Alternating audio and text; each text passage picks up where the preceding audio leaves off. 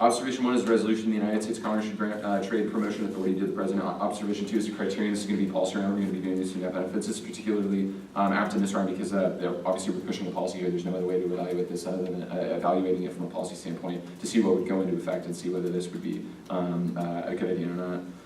Observation 3 is the definitions. All definitions are contextual. My opponents can ask questions about them if they have any, but I think it's pretty clear. Observation 4 is the plan. Just the resolution is the plan. The United States Congress should grant trade promotion authority to the President. The first advantage we're going to look at here, I'm still in protected time. The first advantage we're going to look at here is the economy. The A point under here is that we're going to look at this from a global economy standpoint. If you look at the United States market has been sort of sputtering down the road to recovery, right? They're going to come up here and talk about how great we're doing and stuff like that. Yeah, we're on the road to recovery, but Austin and I can tell you that the portfolios are still down. Companies are still hesitant about investing. There's nothing jump-starting our economy. It's been very, very slow, and that anything that we're able to do will be able to jump-start the economy. Also, looking at global economies, the euro is in a really bad situation right now. Everyone in Europe is sort of freaking out. They just started a round of quantitative easing, pumping in 1.3 trillion? 1.1 trillion euros. 1.1 trillion euros into the system, buying back a ton of assets to be able to jumpstart their economy because their economy is stagnant and it's moving backwards. Also, if you look at Japan, their economy what was the term, Austin? Deflation. No, not deflation. Oh, Abenomics. Abenomics has been failing, right? They've been trying Abenomics for 20 years, and they've had a ton of deflation, and so their economy is just doing really bad. And so, from a global standpoint, the economy's just not doing too well at all. The B point under here is that the plan will be able to jumpstart the economy by allowing the Trade Promotion Authority. They'll be able to have free trade between all these countries and be able to increase trade between those regions. The C end of this, the internal links, is that, one, this is going to increase money flow. This is extremely important, right? As the trade barriers go down and the tariffs go down, more money will flow across, and people won't be as hesitant to buy, to purchase products, and people will be more apt to purchase these products. So the money flow between countries is going to be super massive, which is really beneficial to economies because the more money that flows, the more money people keep, and the more money, it stops deflation pretty much. The two end of this is that exporting is best way to help economies long term, right? If you look at places like Japan, with their deflation, if they're able to export a lot of their stuff, that's going to be a key factor to solving their economy, and the euro as well. Exporting is almost literally the best way that an economy can function, especially long term, because they're just selling stuff and they can set the prices on that. Yeah, any question? What trade deals do you think are going to get passed under your plan? What types of trade deals? No, what specific trade deals? Trans-Pacific, transatlantic. The Trans-Pacific and the Transatlantic. Cool. Okay, they'll probably come up here and talk about how that's not going to be true, but I don't know if you look at the scenario here, but we can exacerbate that a little bit further. Okay, so obviously this is going to be the internal link to solving the world economy and jump-starting everything. Okay, but the end of this. Okay, look at the economy's in a really shitty standpoint before. As I articulated earlier, is that a lot of countries in Europe's not doing well, and Asia specifically isn't doing well at all. Other than perhaps China. But if we look at the scenario here from a global standpoint, that the economies are sort of sputtering, and we're not really getting the type of gains that we would have thought we were getting. And so a lot of companies and investors are still sort of stagnating the system. Not a lot of companies are willing to invest the types of money necessary to really jumpstart our economy and get it back to where it was on track. Obviously, people are investing a little bit because that's how we're able to get on the road to recovery, but we're not. People aren't investing the large amounts of money that they need to in order to get this. So what's going to happen here is if the economy is still going to go on this way, people aren't going to be seeing the returns that they want to get. They're going to the road to recovery isn't going to solve anyone's problems. Things are going to be still sputtering to a halt, and they're going to sputter and sputter until they stop and people stop investing, which is going to lead to an econ collapse, specifically in Japan, which would be a huge deal, and then in Europe as well. And if we see in 2008 when that U.S. housing market went belly up, that the global economies are all tied. And so in this particular instance, if Japan economy and the European economy both go belly up, then the United States economy will inevitably drop significantly as well, which will cause massive. It's going to lead to resource wars, obviously, because people are going to be trying to hold on to the resources and assets necessary to keep their economies going and to keep the safety of their citizens. And obviously, whenever people get into resource wars, then it will inevitably go nuclear because of it's a triad scenario for people to survive here. So the impact that's after the nuclear war with the global economy collapse. Advantage to working conditions. The uniqueness here is that currently working conditions in a lot of the Asian countries that will be affected by these trade agreements are really, really low. You can look at countries specifically like Vietnam and Brunei. These countries have a lot of companies are producing in these countries, but they're working in sweatshop conditions, and the working conditions are less than the standard. The B under here is that the plan places these conditions under a microscope, In any other scenario that we've seen where these sort of free trade agreements have gone through, or any sort of like massive trade agreements have gone internationally, then it places the conditions of like the working conditions and the producing conditions and everything under a microscope, because the Western companies usually get the flack for anything that goes wrong. So they usually take particularly good care to note what the conditions are and whether they're up to standard, and how they can sort of help these scenarios. One, because they don't get flack, and probably two, because it's a really shitty way to live your life. The internal links under here is that when you place these conditions under the microscope, is they almost always improve. If you look at the maquiladoras areas in Mexico, right, when the trade agreement went through and they were having a ton of trading, then the working conditions significantly increased. Also, the internal link here is the garment industry in India. When people started trading over there and importing from India a lot of the garments, and the conditions improved. Obviously, they're not the best, but it's important to improve. The idea here is that we're going to be stopping dehumanization. Working conditions are super bad, right? Like factories are collapsing in Sri Lanka and stuff like that. And you have little kids working, but placed under a microscope, and these problems will be solved. These sweatshops are uniquely dehumanizing because, albeit these people have jobs and it's better than the conditions they would have otherwise, is that these conditions can still be better, and it's still dehumanizing for these individuals who are sometimes working, like 6 days a week for like $8 a month or something, which is, super, super, super bad, especially compared to the conditions we have over here. And so it's uniquely dehumanizing for these people because they're thought of as assets and numbers, and not as like workers or employees, which is particularly dehumanizing because they're not seen as being human, they're seen as being bad. Okay, finishes up.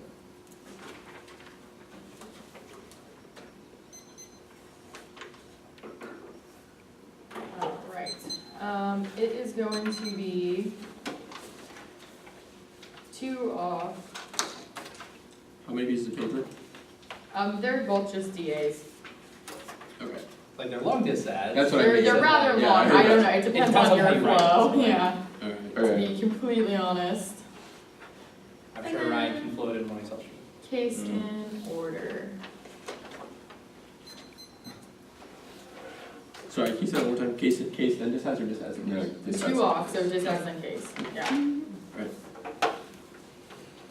The first off is going to be a disadvantage of medical access. The A is going to be the uniqueness. One is that trade agreements empower corporations. The little A is that the leaked draft of the TPP's chapter of intellectual property rights showed that there's provisions that limit global access to medical care, and they protect pharmaceutical companies and protect their profits. The little A is that the patent laws are changing. They've made it so that they can take out repeat patents on the same drug that will that's just in different forms. So they can take one on the gel or the cough syrup version of it, which delays generic competition. Little B is that this allows patents for new uses of existing products. So if they want to use the same drug for a different condition, then they can take out an extended patent. Little c is that it grants it grants a huge amount of damages for patent infringements, up to 3 times the injury suffered, which allows the corporations to turn a huge profit and make 3 times back what they actually lost.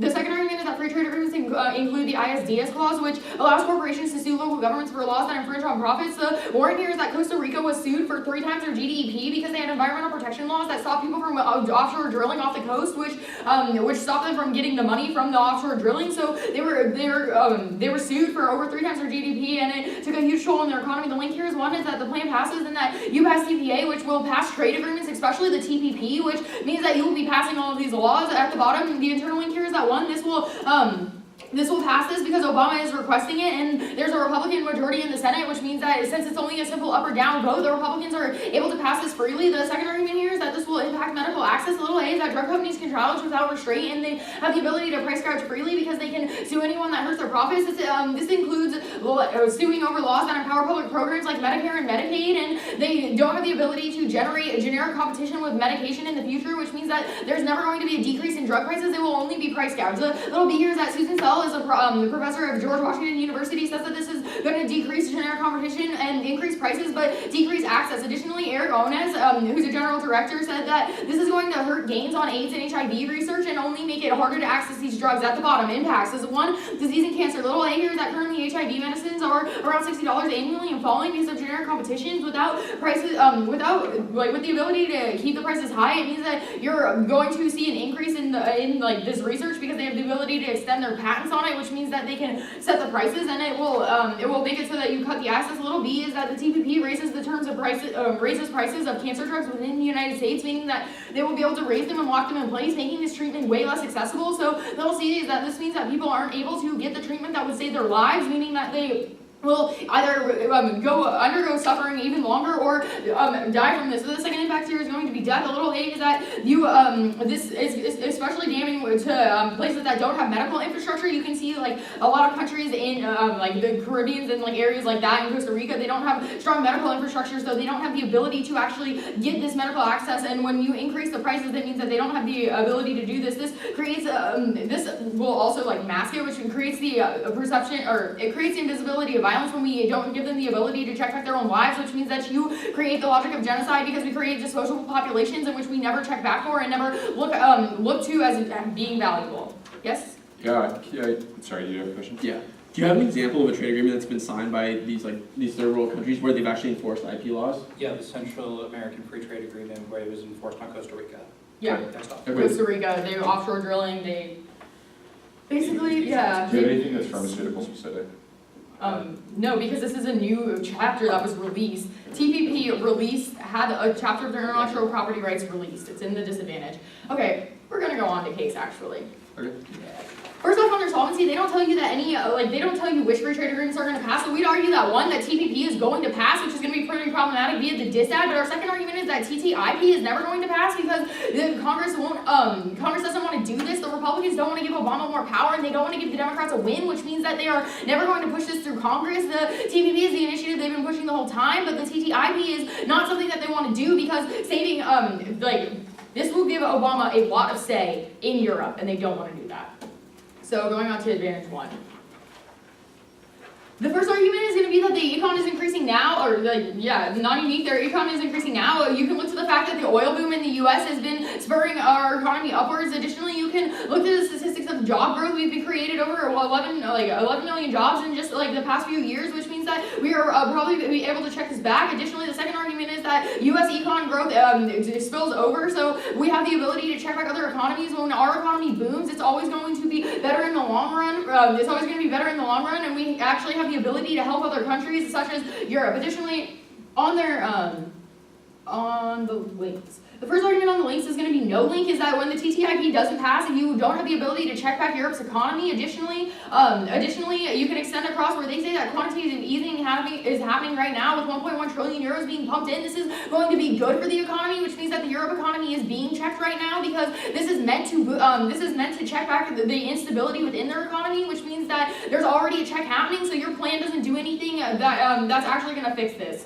Additionally, on the link level, next argument is going to be no link, is that none of these trade deals that you're talking about include Japan, which means that you never get access to checking back and solving for Japan when the TPP is largely Latin American nations, and the TTIP is only with Europe, meaning that you're never going to get access to these impacts. Additionally, the next argument is going to be term. Free trade's pretty bad. The first argument here is that this enforces the global north and south and keeps other countries on the periphery. These agreements are designed to benefit the wealthy and the industrialized nations. You can see that corporations are uniquely benefited here, which means that we are only subjecting third world countries to even worse things or even worse working standards, and we're going to crumble their economy when they sue them. And this only perpetuates corporations' domination, which is always going to be bad because it leads to the bad working conditions they're talking about. This type of imperialistic sense where corporations just go in and take over is what leads exactly to bad working conditions. Additionally, the next argument is going to be no impact. First of all, their impact scenario is not explained whatsoever, so you're never going to give them access to nuclear war. Additionally, we would say that econ collapse is never going to happen because the econ is increasing now, and okay, if you can't, if we're not even talking about specific trade deals that we're passing, it means that you're probably not going to be able to check back for econ collapse with just one trade deal, especially global econ collapse when it's not even dealing with the globe. Yeah. International institutions like the World Bank check their economic collapse. Oh yeah, and international institutions like the World Bank and like the ECB, who is taking care of the economic recovery, is always going to check back economic collapse, which means that you're never getting access to your research wars because resources are abundant, and you didn't even exculpate who's going to fire you, so we'd say that that's probably never going to happen. I don't have time. Going on to the advantage two. Our first argument here is going to be not unique, that working conditions are rising now. You can look to Bangladesh and how microloans have been allowing people to create their own businesses, which has been allowing them to work under themselves and be unsubject to this. Additionally, a second argument here is going to be no link, is that corporate freedom means that they're always going to have the ability to mask this and that they can get away with bending the laws. Additionally, the next argument here is going to be turn, is that the little A here, that free trade agreements such as NAFTA allow corporations to undersell local producers. You can look to their own word of maquiadories. This was never a good thing. It put local farmers out of business and pushed them into the cities, pushing them into these factories that force them into the sweatshop type of labor conditions that they talk about, which means that you are never going to be able to sell this back, but you're only going to be making it worse because the maquiadories were literally the source of sweatshops within Mexico, and it pushed people into the situation that was always bad. Yeah. There's also that one, 12% poverty. Oh yeah, and after NAFTA, there was a 12% poverty increase, which means that poverty is only going to go up if free trade agreements got down.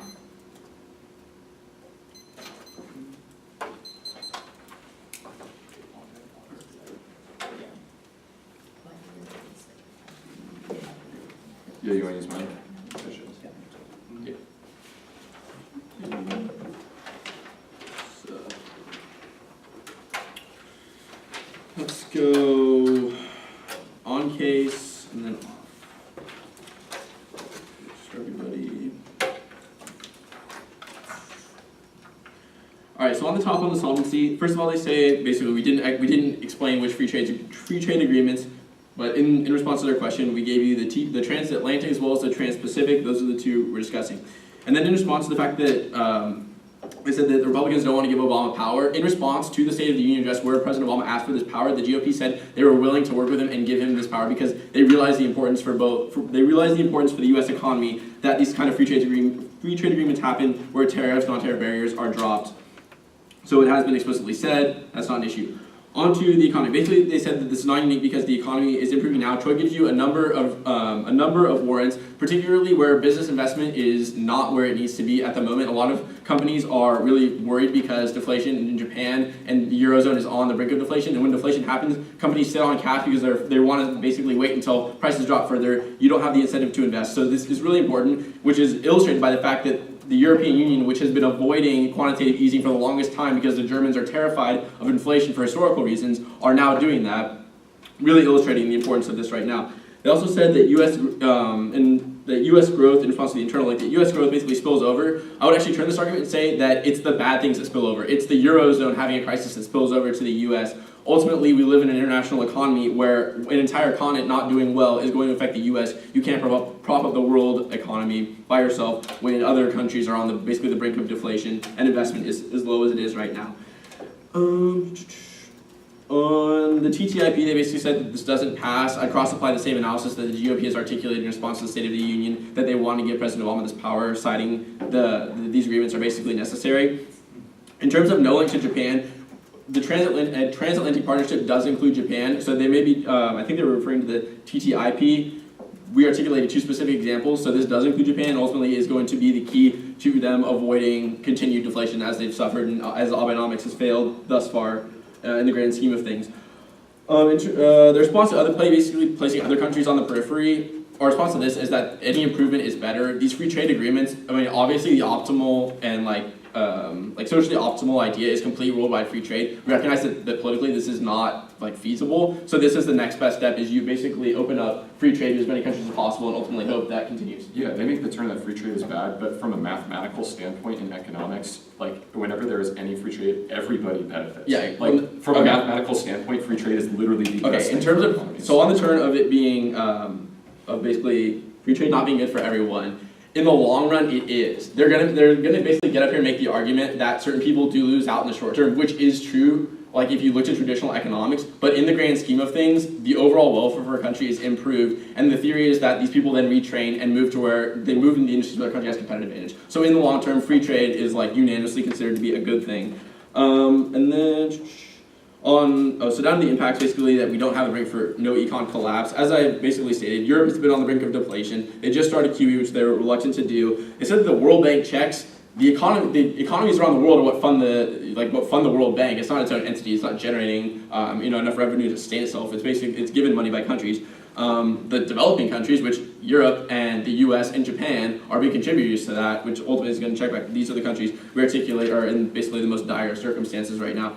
On to working conditions, they cite Bangladesh as being an example, basically where individual workers have improved conditions. Ultimately, you're not going to be competitive when you're working as like an individual farmer. And Troy points out that when crossed by the analysis, that when Western companies such as Apple come under fire for their contractors in developing countries like China for poor working conditions, ultimately they're the ones who take the flak and they force their partners in country to improve conditions. So it may not be the optimal way to go about it, but ultimately they do force better conditions if just for a PR purpose, which ultimately is the end we'd like to achieve. They said that corporate freedom masks the true rationale. I think crossed by the same analysis that ultimately the change is made for whatever reason it is by Western companies because they don't want to be viewed as unfair employers. Look, they're never going to win the argument that more transparency will increase bad conditions. That's true. Yeah, they're never going to win the argument that more transparency is going to increase the bad conditions. Ultimately, it's only going to be improvement from the status quo. And then on their turn, that basically NAFTA NAFTA worsens working conditions. Cross-apply my same analysis that economic theory suggests that in the long term, the Mexican economy has fared off better. Yes, they can cite specific examples of basically people who didn't have competitive advantage within Mexico and suffered as a result of opening to free trade, but people went to the maquiladoras on the border because they offered higher wages than they did farming elsewhere. So they can paint this picture that these factories are sweatshops, but ultimately they moved there because the wages were higher. And in the long term, this is going to be better for Mexico, which is why they signed on to the agreement. So on the medical as basically as an overarching theme here, they give you, it's very well laid out that medical access and basically how IP enforcement in developing countries is a bad thing because a lot of US companies do want their IP protected. There are a number of agreements, one of them is TAR, that has been signed between the US and Mexico, and a lot of these developing countries sign on to these agreements, but ultimately do not enforce the IP restrictions that they have basically agreed to. And they know that the US doesn't have any way of really enforcing that in the long term because they're so valuable. So yes, they may sign on to these agreements, but ultimately the enforcement is really lacking there. And I can cite India as an example of TARP, where specifically pharmaceutical companies said that you guys have to enforce our IP, we don't want generics being created, and ultimately India did it anyway. What happened? Nothing, because they realized that the US really in the end isn't going to do anything and that these pharmaceutical companies are well off enough that they're not going to create an international incident over it. In response to the Costa Rica example, they said that they were sued for 3 times their GDP. They didn't give us any verdict that was rendered in that, and I don't think Costa Rica is bankrupt, last time I checked. So, I never heard of that, but yeah.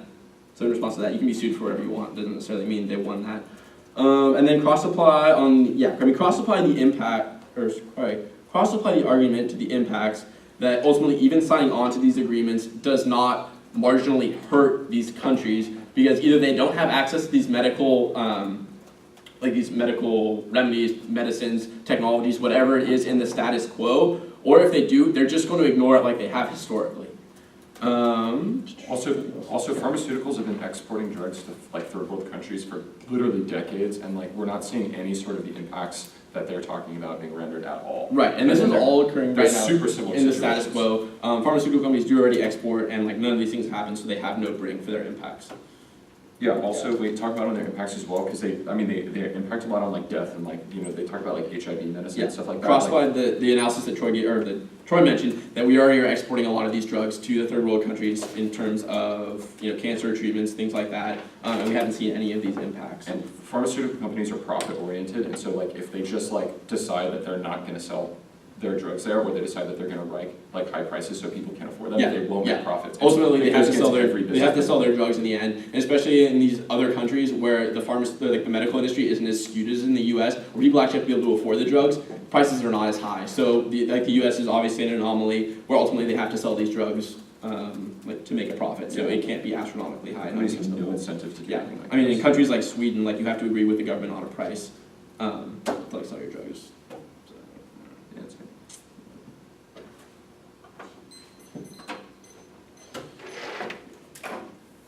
Disad on medical access, and then it'll be advantage 2 on working conditions, and then advantage 1 on the profit. Sorry, so it's disad advantage 2, advantage 1? Yep. Cool. Do I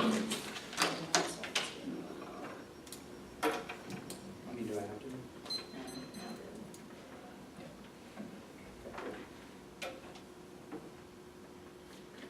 I want you to start by extending some of our specific analysis coming out of Yellow Sea that the ability that specific free trade agreements empower corporations to be able to not only change the laws of the countries that are affected, but also to extend things like patent protections on these industrialized nations in order to extend their patents and be able to take away medical access. And it is an indication of why all of the analysis they are giving you just does not engage with the specific warrants we are giving you about how this allows them to change the patent law so that they can make minor changes not only to the drug, but also to be able to say that they're selling them for different usages. The reason why this is why an increase in free trade agreements is going to allow for worse medical access. On the line by line, the first argument makes that countries don't enforce the IP agreements. However, this is just empirically proven. You can look at the analysis we're giving you about ICP?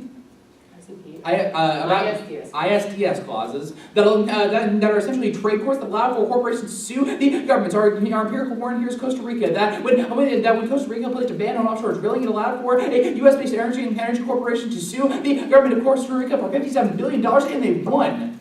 They won in these agreements. Means that Costa Rica has had to largely restructure a lot of their budget and have to remove a lot of these restrictions in order to allow for these harsh agreements. Our argument is that this is going to happen for things like medical access. Means that your broad claim about how countries don't enforce IP agreements does not offer and does not engage with this specific analysis. Additionally, you can look to India as an example, where India has been indicating that they want to has passed legislation to allow for creation of generic drugs. However, the enforcement, this only has corporations haven't been able to respond to this because of the fact they don't have things like these ISDS clauses. It means that it's only these free trade agreements that allow for the removal of medical access. It's corporations, not countries, that need to enforce it, because they're going to sue. Yeah, it's corporations, not countries that need to enforce. Like, corporations are the ones that force these countries to enforce the same IP agreements that they use the United States government in order to engage this. They say that Costa Rica is not bankrupt. This is an empirical example that we give you that saying that this actually happened. Just saying that no, it didn't is not. India is not a response. It's not a response. We've got the specifics on this. Additionally, they say that third world countries industrialized nations are already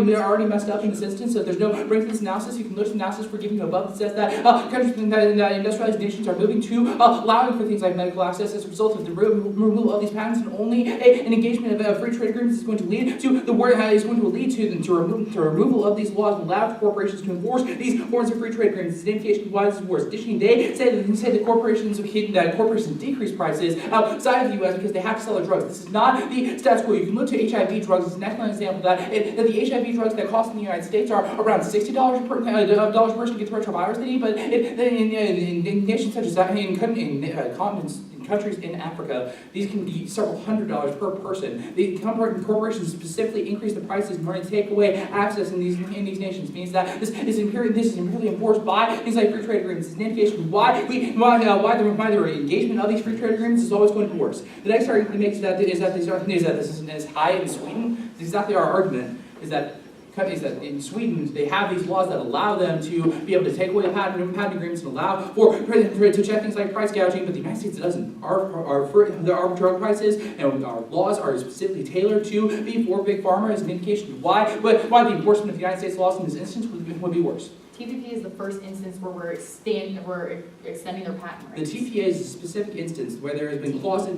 TPP is changing patent laws. That's why this isn't happening. The letters always mess me up. The TPP is a specific instance where the clauses have been placed in the free trade agreement that create the patent law changes that allow for the extension not only of the existing patents but also for the removal of things like generic drugs. The indication of why the TPP is specifically worse as a result of this, because the fact that they even agree at PMC that this would lead to TPP passing is an indication that this is a unique scenario. It means you can extend the impact behavior that we give you that says this leads to a decreased quality of life as individuals can't get access to the retrovirals and the medical treatment that they need means that this not only do they die on a higher rate, has a higher rate of this result of them not having access to things that they need, but also that this leads to things to invisibility of violence as individuals can't get access to things they need. Indicates this would lead to a specific violence would probably outweigh any risk of the affirmative case. Additionally, the highly probable impact, which should probably be preferred because this is a systemic impact that affects more individuals, means that you should prefer this. Advantage 2 on working conditions. Free trade leads to worse labor conditions.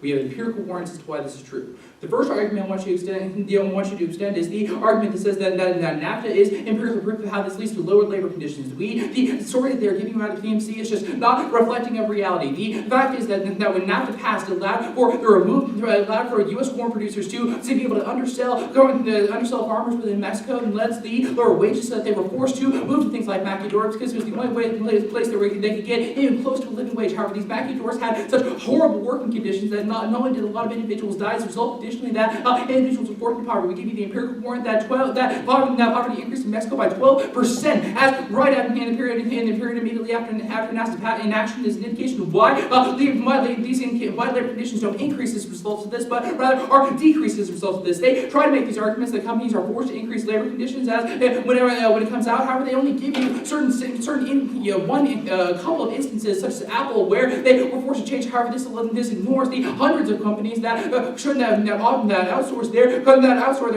their manufacturing to different countries in order to be able to hide labor conditions that they have to be able to pay people lower wages. An indication of why this is going to be uniquely worse. Additionally, this turns the entirety of the story they're giving you here. It's an indication of why labor conditions will only decrease. Additionally, they also don't engage with the uniqueness argument that Grace is giving you, that the working conditions are increasing in countries that don't have these free trade agreements as a result of these problematic policies. You can look at Bangladesh as an excellent example where things like microloans and microfinancing have allowed individuals to give small infusions of money in order to be able to establish their own businesses. It's an indication by creating things like small clothing businesses, an indication of how labor conditions are increasing. The plan is the only one that allows for corporations to come in and undersell those micro producers. It means that this leads to worse labor conditions overall. It turns the entirety of the advantage.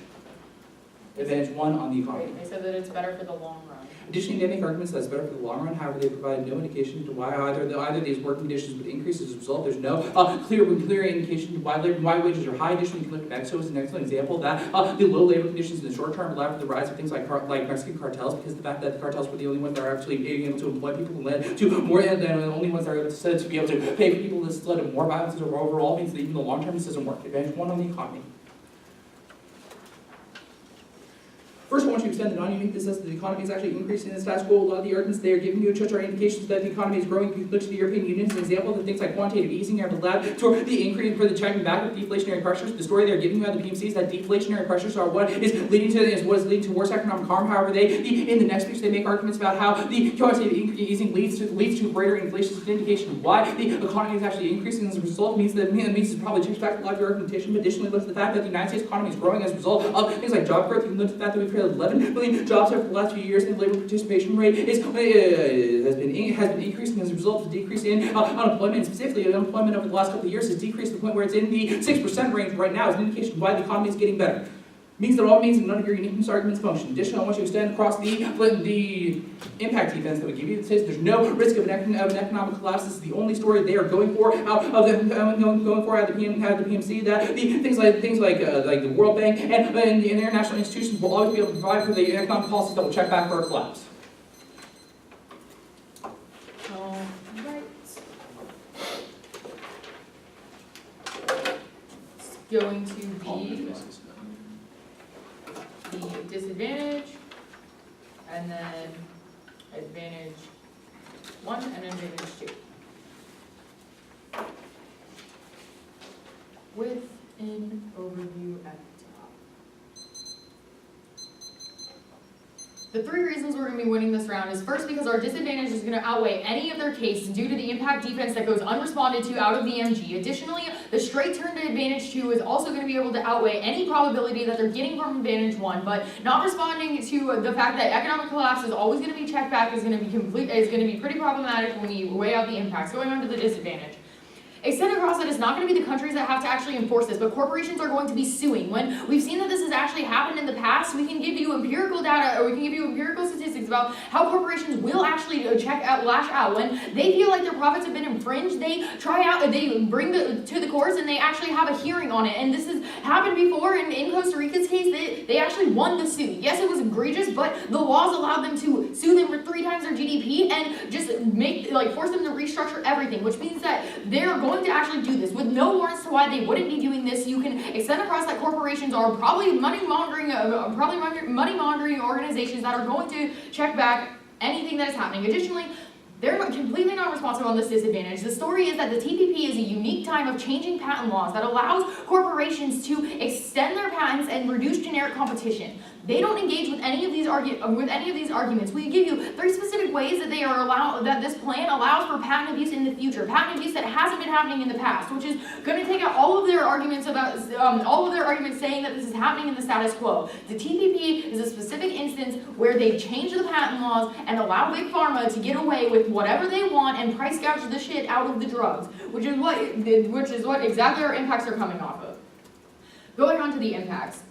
You can extend across here that it's not necessarily true that the HIV prices are low in the U.S., but they can raise prices overseas. Additionally, you can extend that Sweden has the clauses that check back the price gouging of medication, which is why they have such great medical access and why their medication prices are so low. This is going to be able to get people cures for their diseases, as well as getting them being able to stop the suffering that is happening, which means that this is an impact that goes largely untouched throughout the round. You can extend across here how when we cut access to medicine, when we don't allow people to actually live and get this access to drugs that we actually have, then you create the invisibility of violence where we don't actually see it and we don't care, which means that it leads to disposable populations and the logic of genocide. Probably going to be the biggest impact in the round. Additionally, the chance that we save one life is going to be highly probable when we allow people to access these medications, and you can extend across where Corey says that you should be weighing probable impacts mostly. The only impact that they're going for is economic collapse, but when we have impact defense on that, you're going to see that the risk or that the ability to save lives is always going to be outweighing this. Going on to advantage 1.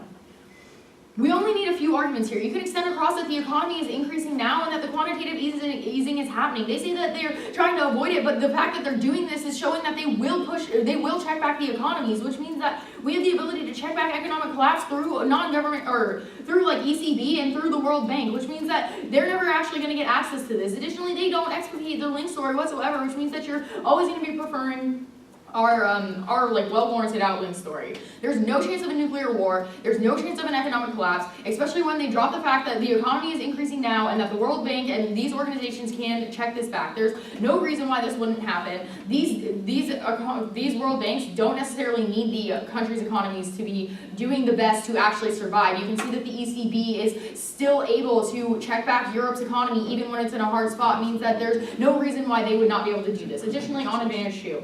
Straight turns to advantage 2 are going to have this flowing for us. You can see the fact that working conditions only get worse in these sweatshops. You can look to Machiadories where people were pushed into the sweatshops and the reason why this happened, which means that we are straight outweighing with advantage 2 and the disadvantage. There is no risk of them solving this.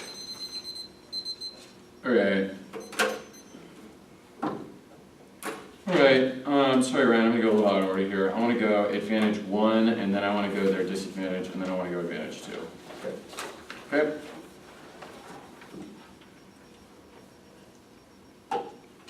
Is everyone ready? Mm-hmm. Cool. Looking at the top of our econ advantage, they go for 2 things. They go for 1, they talk about how these third-party people are totally going to save the world, like the World Bank, the ECB, and they're going to come around and save everything. And then the 2, they go for their economy uniqueness on the top. Okay, 1, I don't know why the fuck they went for this economy uniqueness, because like Austin and I specifically said that it's not just the United States economy. Okay, we talked about Europe, and we talked about Japan as well, being the key factors here. They come in there and say like, oh, the United States, we're getting jobs and oil boom, and that's all good and stuff like that. Okay, 1, this doesn't cover the fact that Japan still sucks and Europe still sucks, and that these things are going to be really bad. And 2, this is unresponsive to the argumentations that Austin made. The big thing here is the turn, right? We said that turn, it's the bad things that spill over. It isn't the United States adding 11 million more jobs or that the United States having an oil boom. It's the fact that the euro is on the bridge of a crisis insofar as, it's so much so that Germany gave up all pretty much monetary ideas of what they wanted to do with the economy and decided to go for quantitative easing, which is completely against everything they've ever stood for. And Japan has been in deflation for like 20 years, okay? Like, it's that kind of bad shit that spills over, all right? And they don't respond to those argumentations, they didn't respond to this turn. So their uniqueness on this is like crap. And also before I said the United States is like sputtering to a halt. Like my portfolio is like shit right now. Like it's just like not good. So like, I mean like all those responses, like they can sort of keep keep extending the fact that there's 11 million jobs, but it goes unresponsive to the fact that like we're totally winning this uniqueness story all the way. Also, like business investment's still down and Europe is on the brink. Like extend all through all of those argumentations, okay? Down onto the World Bank where they think they're going to solve this argumentation through this, okay? World Bank doesn't do shit, okay? First of all, World Bank, okay, one, World Bank doesn't do shit. Two, World Bank doesn't solve problems like this. Three, the World Bank can't do shit if there isn't money to fund the World Bank. What is the World Bank? It's all made of money from the economies. They say that, oh, they can still survive on their own. No, they can't. No, they can't, like if economies are collapsing, the World Bank doesn't survive. That's like the first thing, like if there's no money in the economy, who funds the World Bank for the World Bank to fund other people? Like that just doesn't work. So their argumentation that these third-party people are going to come through and solve these problems is just terrible. And insofar as they're losing the uniqueness story as well, then they don't really have any good offense here to get rid of this entire argumentation, okay? They put some defense here on our impacts and say that we're not going to lead to nuclear collapse, okay? But fine, don't give me nuclear war, but I've got an econ collapse, all right? Insofar as that this whole brink scenario with Europe is going down, and then the fact that Japan is going to be sputtering to a stall in the United States, it doesn't have the confidence rate, doesn't have the investments ready to be able to push them into the future, then we're going to be sputtering to a stall, and that sputtering is going to cause an econ collapse, right? And they didn't respond to the fact that the sputtering is going to cause an econ collapse. Fine, I don't even want to get into nuclear war, but we have econ collapse totally on our scale here. And they didn't even go for the term that free trade bad. We kicked its ass. All right, on to the disadvantage, okay? They make so many logical leaps here, I don't even know what to do with this. Like this Costa Rica example that they spread like peanut butter all over this case is just completely BS. Yeah, so companies can sue countries. Who the fuck cares? Like companies, like people can sue everybody all the time, right? But they don't give you specific scenarios where pharmaceutical companies have been able to sue countries, right? Even though pharmaceutical companies have been exporting pharmaceuticals to third world countries for freaking decades, and under free trade agreements like the United States to Mexico, okay? But we give you a specific instance where the big pharmaceutical companies could have sued a country, but didn't, right? India. We give you the whole thing where the big pharmaceutical could have gone in and sued India for $57 billion, 3 times their GDP, to like totally get rid of this problem and exacerbate exactly what they're talking about. But the complete opposite happened, and they didn't sue, and everything is fine and dandy. So not only do we have like decades of historical precedent where this kind of stuff does. I have the MG argument as corporations are decreasing their prices because they have to be able to sell their products. I don't think that the argument that this empirical argument that pharma didn't sue India for generic drugs, I think this is. Oh, that was I like cross Austin's applied case. the India argument there as well. I have it Under TARP. I have TARB. A lot of countries don't enforce these agreements, and then he gives India as an empirical example of. I didn't have the empirical there. I didn't have that. Okay. All right. So at best, extent of the argumentation do that a lot of countries don't enforce this at all, okay? So down on the bottom where we're talking about, like, okay, now on this whole, like, profit idea, okay? They give you the argumentation that, you know, like these pharmaceutical companies, you know, they're big and they're bad and they want to charge, you know, they want to bleed Africa dry or whatever, okay? They don't bleed Africa dry of all their profit by charging more money over there. They give you, he comes up here and says that the drugs in Africa cost hundreds of more dollars, and she comes up here and says companies have the potential to charge hundreds of more dollars, okay? I call BS on that, right? To make profit, companies need to be able to sell to their price range, right? You can't charge $1,000 for an HIV drug in Africa because people don't have the money to afford for it, and companies know that. They don't do this kind of crap, right? People have been afraid of this stuff all the time, but these aren't the types of warrants that we're talking about here. They give you a lot of like coulds and like would have and like maybes and stuff like that, but we have like decades and decades of empirical evidence that says that this kind of stuff doesn't happen, right? And so extend through all the argumentation, like we put a non-unique there. We say that they have to sell their drugs to make profit in the end, and that they have to like agree with the government on price in a lot of these countries, and they don't respond to any of these arguments. They give you this Africa example, which is crap, and then they say that like we outweigh, okay? Let's look at the outweighing scenario here, okay? They have death. They don't articulate how many deaths, they don't articulate particular deaths, they don't articulate any sort of like why. She comes up here with like, oh, we could save one life, okay? One life, okay? They save one life. But compare that to econ collapse, the entire economy collapsing, right? None of us agreed in this round that death was more important than econ collapse, but insofar as we have 100% access to econ collapse, and they maybe have an unspecified death, then you're always going to be voting for our team because we have super specific, like terrible, terrible scenarios.